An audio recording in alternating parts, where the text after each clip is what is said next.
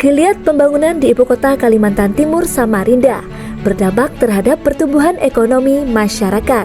Terlebih lagi, kota tepian ini menjadi salah satu kota penyangga atau mitra ibu kota Nusantara atau IKN, sehingga menjadi sebuah daya tarik bagi masyarakat dari dalam maupun luar daerah untuk menjadikan alternatif peluang berbisnis, di antaranya dengan membuka usaha kuliner. Seiring dengan banyaknya usaha itu, pemerintah daerah turut menetapkan pungutan pajak, perhotelan, restoran, serta rumah makan.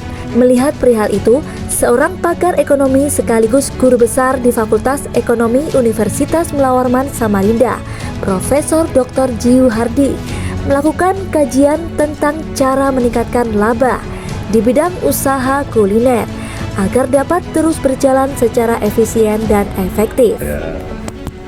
Ya, dipercayakan menjadi anggota teman-teman di TWAP Kota Samarinda ya. Kebanyakan ya di lingkungan Kota Samarinda ya. Istilah orang itu sambil menjelam minum air lah ya.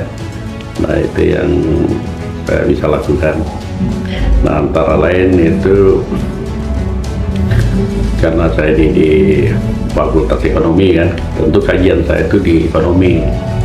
Nah, ekonomi ini ya saya mengkaji, salah satu penelitian saya itu kajian tentang bagaimana upaya kita meningkatkan keuntungan atau laba bagi pengusaha kita di bidang kuliner atau yang kita kenal dengan istilah bagaimana meningkatkan di dunia usaha ya kuliner itu. Nah, kenapa ini saya lakukan? Karena Samarinda ini adalah ibu kota Kalimantan Timur. Otomatis yang dari kabupaten kota itu banyak lah yang ke kota Samarinda ini. Tentu kepentingannya tujuannya datang itu berbeda-beda juga. Ada yang bisnis, ada yang karena pemerintahan dan lain sebagainya. Itu tentu pusatnya di Kalimantan Timur ini. Nah, yang kedua yang menjadi perhatian itu, kota Samarinda ini salah satu kota yang menjadi penyangga atau mitra ibu kota negara atau IKN ya kan. Nah, mau tidak mau, suka tidak suka, kita harus mempersiapkan diri bagaimana di semua bidang ya untuk memperlancar kegiatan-kegiatan di IKN yang berkaitan dengan kota Samarinda nih. Nah, salah satu ialah di bidang kuliner ya. Kuliner pertama adalah hotel ya, hotel dan kuliner ini. Nah, bagaimana pemerintah itu berusaha, karena pemerintah itu dapat pendapatan itu dari pajak hotel dan restoran kan. Nah, nanti pembinaan pemerintah ini bagaimana restoran, rumah makan yang ada di kota Samarinda ini efisien dan efektif. Nah, sehingga kalau mereka operasi dalam kegiatan yang seperti itu, otomatis keuntungannya meningkat. Nah, kalau keuntungannya meningkat, tentu mereka ikhlas dan bersedia membayar pajak. Nah, pajak yang dibayar ini masuk di PAD. Nah, PAD itu adalah untuk pembangunan kota Samarinda ini. Nah, itu yang dihimbau oleh Pak Wali Kota, Pak Dr. Andi Harun itu, supaya restoran, rumah makan ini harus efisien dan efektif. Nah, salah satu yang saya dapat di situ, ya ini tentu kita dapat dari negara-negara lain juga, ya seperti di Korea Selatan, di Jepang juga, ya.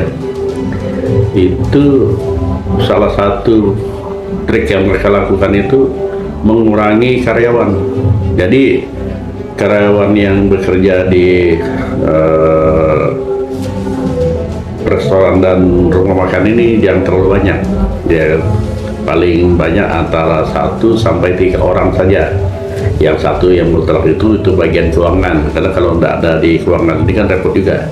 Yang kedua, yang satunya membantu orang, yang dua ini, dua tiga ini, sepertinya menyiapkan piring, garpu dan lain sebagainya, ketika pengunjung atau konsumen bisa terlayani dengan baik. Nah, untuk itu yang dikenal dengan istilah self service, ya, artinya ya seperti prasmanan lah ya.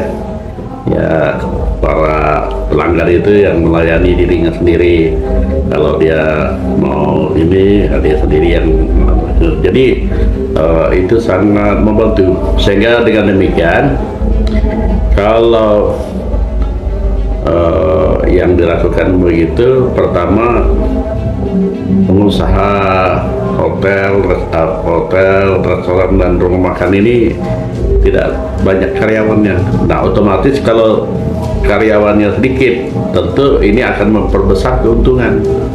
Nah, itu yang diharapkan itu. Nah, kalau untung lebih besar, tentu mereka rutin atau lancar membayar pajak yang disebut dengan pajak hotel dan restoran tadi, yang masuk di PAD pemerintah Kota Samarinda. Nah, ini yang kita harapkan ke depan ya. Dan ini mudah-mudahan penelitian saya ini cepat selesai.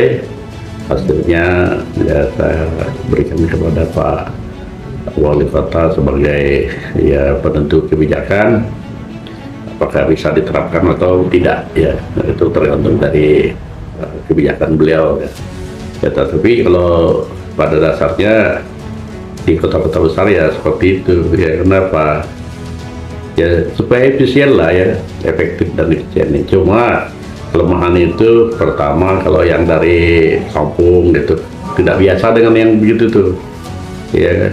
Kadang-kadang misalnya masalah ya sudah terbiasa dilayani kan, tiba-tiba seperti itu, ini suatu hal budaya baru. Tapi ya kenapa tidak kalau dicoba di beberapa restoran tertentu.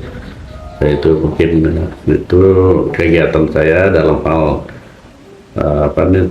untuk melaksanakan kegiatan saya di kampus yang menyangkut mengajar penelitian. Nah, penelitian semacam ini kan disebut kajian aja, dan pengabdian pada masyarakat juga. Dan yang kedua ya untuk sementara ini saya